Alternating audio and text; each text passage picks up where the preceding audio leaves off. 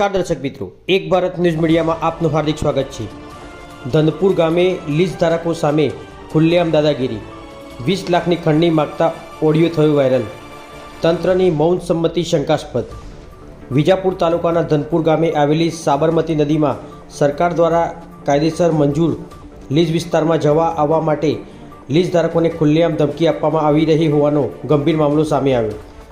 ધનપુર ગામના સિરાજસિંહ પ્રવીણસિંહ રાઠોડ દ્વારા લીઝ વિસ્તારમાં જવા માટેનો કાયદેસર રસ્તો રોકી રાખવામાં આવ્યો છે।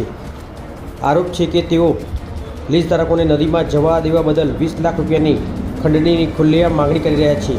આ બાબતનો ફોન ઉપર થયેલ ધમકીભર્યો ઓડિયો ક્લિપ હાલ સોશિયલ મીડિયામાં વાયરલ થયો છે, જે સમગ્ર ઘટનાની ગંભીરતા દર્શાવે છે।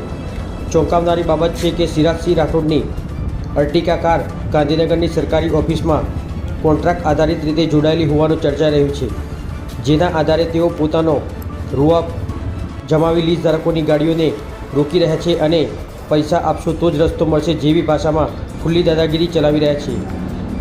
સરકારી મંજૂરી ધરાવતી લીઝમાં ખાનગી વ્યક્તિ દ્વારા રસ્તો અટકાવવો, ખંડણી માગવી અને ધમકી આપવી એ સીધો કાયદાનો ભંગ તેમજ ગંભીર ગુનો બને છે। છતાં આજ દિન સુધી સંબંધિત તંત્ર દ્વારા કોઈ કડક કાર્યવાહી ન થવી એ અનેક સવાલો ઊભા કરે છે। પ્રશ્ન એ ઊભો થાય કે શું લીઝ ધારકોને લૂંટવાનો ખુલ્લો પરવાનો આપવામાં આવે છે? શું સરકારી કોન્ટ્રાક્ટનો દુરુપયોગ કરીને ખંડણી ઉઘરાવવામાં આવી રહી છે? આ સમગ્ર મામલે ખાણ ખનિજ વિભાગ, પોલીસ તંત્ર તથા જિલ્લા વહીવટી તંત્રએ તાત્કાલિક તપાસ કરી ઓડિયો ક્લિપની ફોરેન્સિક ચકાસણી કરાવી દોષિત સામે કડક કાર્યવાહી કરવી જરૂરી બની છે। જો તાત્કાલિક કાર્યવાહી નહીં થાય તો લીઝ ધારકોમાં ભારે રોષ ફેલાશે અને આવનાર દિવસોમાં આ મામલો વધુ ઉગ્ર બની શકે છે, જેની સંપૂર્ણ જવાબદારી સંબંધિત તંત્રની રહેશે।